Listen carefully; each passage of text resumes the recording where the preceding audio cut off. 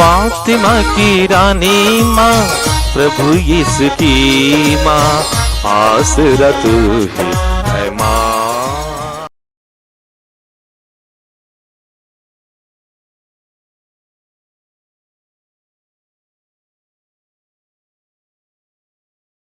पहला पाठ रोमियों के नाम संत पौलुस का पत्र, अध्याय 6, पद संख्याएं 3 से 11 तक।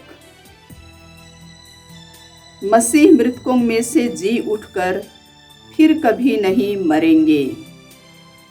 भाइयों, यीशु मसीह का जो बपतिस्मा हम सबों को मिला है, वह उनकी मृत्यु का बपतिस्मा है। हम उनकी मृत्यु का बपतिस्मा ग्रहण कर उनके साथ इसलिए दफनाए गए हैं कि जिस तरह मसीह पिता के सामर्थ्य से मृतकों में से जी उठे हैं, उसी तरह हम भी एक नया जीवन जिएं। यदि हम इस प्रकार उनके साथ मरकर उनके साथ एक हो गए हैं, तो हमें भी उन्हीं की तरह जी उठना चाहिए। हमें कभी नहीं भूलना चाहिए कि हमारा पुराना स्वभाव उन्हीं के साथ क्रूस पर चढ़ाया जा चुका है, जिससे पाप का शरीर मर जाए और हम फिर पाप के दास ना बने। क्योंकि जो मर चुका है वह पाप की गुलामी से मुक्त हो जाता है। हमें विश्वास है कि यदि हम मसीह के साथ मर गए हैं, तो हम उन्हीं के जीवन के भी भागी होंगे। क्योंकि हम जानते हैं कि मसीह मृतकों में से जी उठकर फिर कभी नहीं मरेंगे। अब मृत्यु का उन पर कोई वश नहीं। वह पाप का हिसाब चुकाने के लिए एक बार मर गए और अब वह ईश्वर के लिए ही जीते हैं। आप लोग भी अपने को ऐसा ही समझिए, पाप के लिए मरा हुआ और यीशु मसीह में ईश्वर के लिए जीवित। प्रभु की वाणी। ईश्वर को धन्यवाद। अनुवाक्य। हालेलुया। हालेलुया। प्रभु का धन्यवाद करो, क्योंकि वह भला है, उसका प्रेम अनंत काल तक बना रहता है। इस्राएल का घराना यह कहता जाए, उसका प्रेम अनंत काल तक बना रहता है। अनुवाक्य। हालेलुया। हालेलुया। प्रभु के दाहिने हाथ ने अपना बल दिखाया है, उसके दाहिने हाथ ने मेरा उद्धार किया है।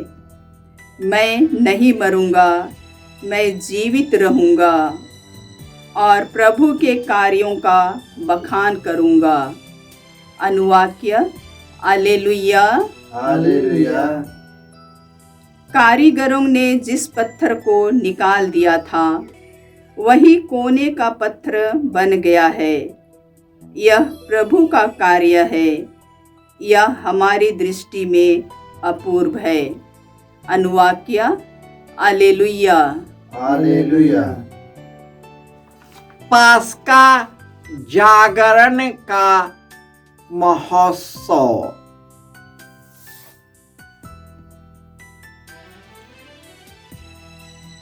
प्रभु आप लोगों के साथ हो और आपकी आत्मा के साथ। संत मत्ती के अनुसार प्रभु यीशु ख्रिस्त का पवित्र सुसमाचार।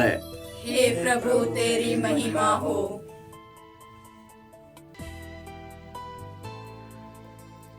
अध्याय 28 पद संख्याएं 1 से 10।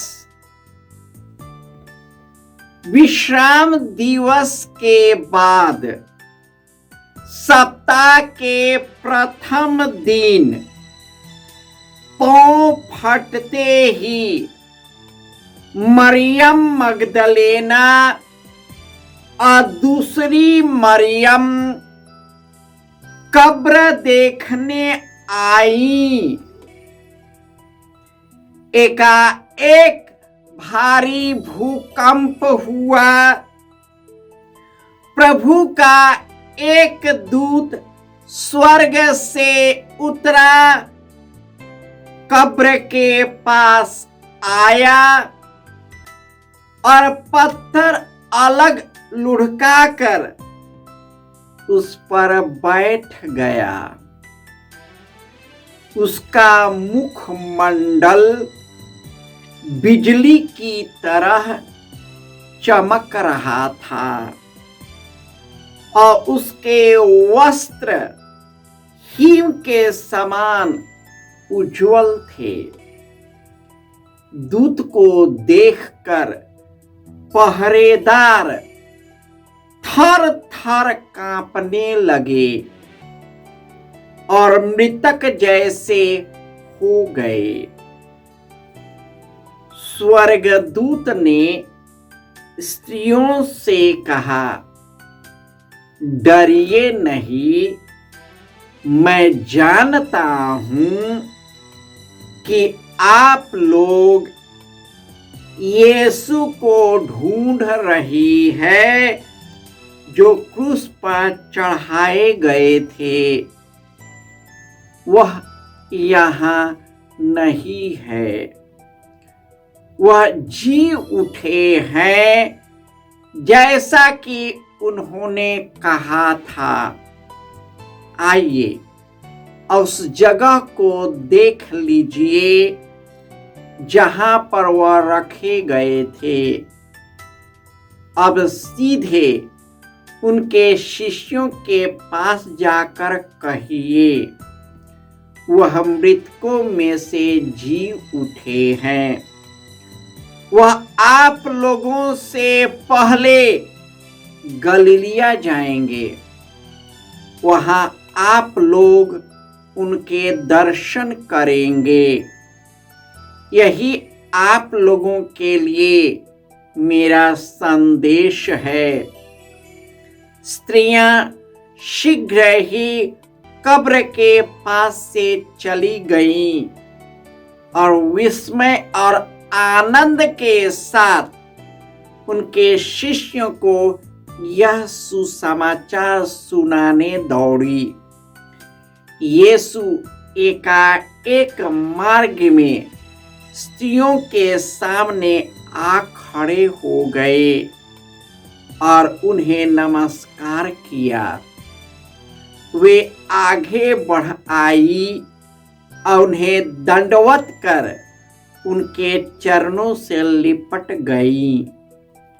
यीशु ने उनसे कहा, डरो नहीं, जाओ और मेरे भाइयों को यह संदेश सुना दो कि वे गलीलिया चले जाए, वहां वे मेरे दर्शन करेंगे। यह प्रभु का सुसमाचार है। हे क्रिस्त तेरी स्तुति हो। ख्रिस्त में प्यारे भाइयों और बहनों, संसार भर में आज ज्योति का पर्व मनाया जा रहा है, क्योंकि ईश्वर ने महिमा के साथ यीशु को पुनर्जीवित किया और उसी का हम महोत्सव पूरे संसार और दुनिया में उल्लास के साथ मना रहे हैं। यदि आज यीशु जीवित नहीं होते तो हम उनका क्रिसमस भी नहीं मना पाता। लेकिन पुनरुत्थान के सामर्थ्य ने हमारे सब चीजों को बदल कर रख दिया। ईश्वर ने मनुष्य को अपना प्रतिरूप बनाया। उसने मनुष्य के लिए संसार की सृष्टि की। उसने उसमें बसाया। सुंदर प्रकृति में उसे जीवन प्रदान किया ताकि मनुष्य ईश्वर से जुड़कर सदा आनंदित और खुशहाल रहे। परंतु मनुष्य ने ईश्वर की आज्ञा का उल्लंघन किया, उनके बात को नहीं मानी, संसार की बुराइयों में फंस गया, अपने व्यक्तिगत बुराइयों में फंस गया। इस प्रकार उनके अंदर में पाप का उदय हुआ और पाप के कारण मृत्यु। परंतु इसी मनुष्य जाति में ईश्वर ने इब्राहिम को चुना। इब्राहिम की परीक्षा ली गई। उनको अपना देश, अपना कुटुंब, अपनी मातृभूमि, अपनी जमीन जायदाद, सब लोगों को छोड़ उस अनजान देश में जाना पड़ा जहां पर ईश्वर ने उसे बताया था।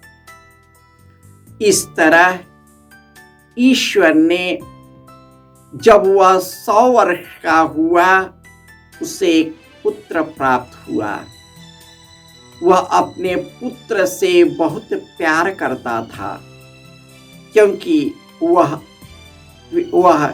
ईश्वर का दिया हुआ प्यारा पुत्र था। इसलिए वह उससे बहुत घनिष्ठ था। ईश्वर ने उसकी परीक्षा ली और उसे कहा, तू अपने पुत्र इसहाक को मेरे लिए बलिदान चढ़ाओ। वह जानना चाहता था क्या वह अपने पुत्र के मोह में क्या मुझे तो नहीं भूल गया। जिस प्रकार दुनिया के लोग अपने बाल बच्चों में, सांसारिकता में, धन दौलत में, पैसे में बह जाते हैं, क्या इब्राहिम तो ऐसा नहीं हुआ और इब्राहिम इसमें खड़ा उतरा। इब्राहिम की संतति मिस्र देश में गुलाम हो गया। 450 वर्षों तक गुलामी की उनकी जिंदगी बर से बदतर हो गई और ईश्वर ने उसे मूसा और हारून के द्वारा अपनी महिमा प्रकट करता है। उसे मिस्र देश की गुलामी से छुड़ाता है। लाल समुद्र उसे पार कराकर उसे एक नए देश में बसाता है।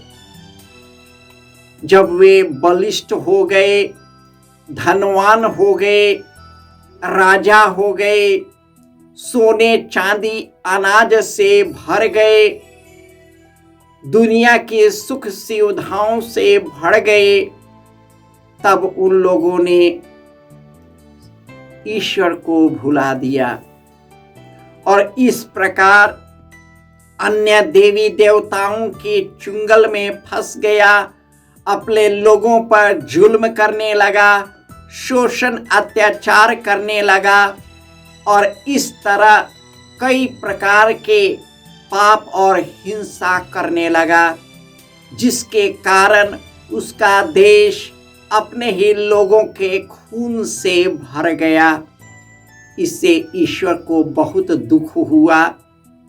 इस प्रकार फिर पाप के कारण वे बाबुलेन देश के गुलाम हो गए। वहां पर 70 वर्ष बिताने के बाद ईश्वर ने उससे कहा, मैं अपने लोगों को फिर छुड़ाऊंगा। उसने मेरे विरुद्ध पाप किया है, उनके कलंक को मिटाऊंगा, उन्हें शुद्ध करूंगा, उसे भला चंगा करूंगा, उसमें अपना आत्मा रख दूंगा, उसमें अपना जीवन प्रदान करूंगा। और इस प्रकार ईश्वर ने अपने पुत्र यीशु को इस दुनिया में भेजा। यीशु सुसमाचार का प्रचार करते, दीन दुखियों के साथ बैठकर उनके दुख दर्द में सम्मिलित होते, उन्हें शारीरिक, मानसिक, आध्यात्मिक और सामाजिक बंधनों से छुड़ाते, उनके पापों को क्षमा करते और उनके कई बीमारियां दूर करते, अपदूतों को निकालते। और इस प्रकार उन्होंने पिता की इच्छा इस संसार में पूरा किया। ऐसा हुआ कि महायाजकों, शासकों और लोगों को यह रास नहीं आया, उन्हें पकड़ करके, उन्हें जुल्म करके कई प्रकार के अफवाह और उन पर आरोप लगाकर उन्हें तड़पा तड़पा कर मार दिया। मरने के बाद उन पर मोहर लगा दिया गया, वहां पर पहरेदार लगा दिया गया। उन लोगों ने सोचा यहीं पर कहानी समाप्त हो गई, लेकिन आज का पाठ बताता है कि ईश्वर ने अपने पुत्र को महिमा के साथ पुनर्जीवित किया। यह इतिहास में, ये संसार में पहली बार है कि ये पुनर्जीवित हुआ, वह भी सामर्थ्य के साथ। जब ईश्वर ने अपने दूत को वहां पर भेजा, उसका जो चेहरा था सूर्य की तरह दमक रहा था और उनका जो वस्त्र थे एकदम सफेद चमचम कर रहा था। पहरेदार डर गए, कांप गए, बेहोश हो गए। जो लोग उनको पहरेदार करने आए थे बेहोश होकर गिर गए। यीशु पुनर्जीवित होकर उन स्त्रियों को दर्शन दिया, उन्हें संदेश दिया कि जाओ और मेरे भाइयों को यह शुभ संदेश दो। यह कितना उल्लासमय समय रहेगा जब उस स्त्रियों ने यीशु को जीवित देखा। हम भी जीवित पाएंगे। यदि हम यीशु में मर गए हैं तो उसके द्वारा जीवन भी प्राप्त करेंगे। यदि उसमें दृढ़ बने रहे तो हमारे उनके साथ राज्य भी करेंगे। इस तरह यीशु ने हमारे पापों को, हमारे दुखों को, हमारे पीड़ाओं को, हमारे कुकर्मों को, हमारे अपराधों को अपने ऊपर ले लिया और इस तरह उन्होंने पाप, दुख, मृत्यु के बंधनों से छुड़ा दिया। उन्होंने मृत्यु के डर से निकाल लाया। अतः हम विश्वासियों के लिए मृत्यु अंत नहीं लेकिन पुनरुत्थान है। इसलिए आज का जो पर्व है यह हमें विश्वास दिलाता है कि जिस प्रकार यीशु महिमा के साथ जीवित हुआ, वो हम भी उनके साथ पुनर्जीवित हो जाएंगे। हम भी उनके महिमामय शरीर के अनुरूप बनेंगे। फिर हम कभी नहीं मरेंगे, मृत्यु का वास नहीं होगा। लेकिन उसके लिए हमें पवित्र और निष्कलंक जीवन बनना है। यीशु के मार्ग पर चलना है। उनके जीवन को हम अपने जीवन में आत्मसात करना है, ताकि पवित्र आत्मा यीशु के मार्ग पर ले चले और इस प्रकार अपने जीवन को एक दूसरे के लिए समर्पित कर पाए और इस प्रकार हम यीशु का साक्ष्य बन जाए। जय यीशु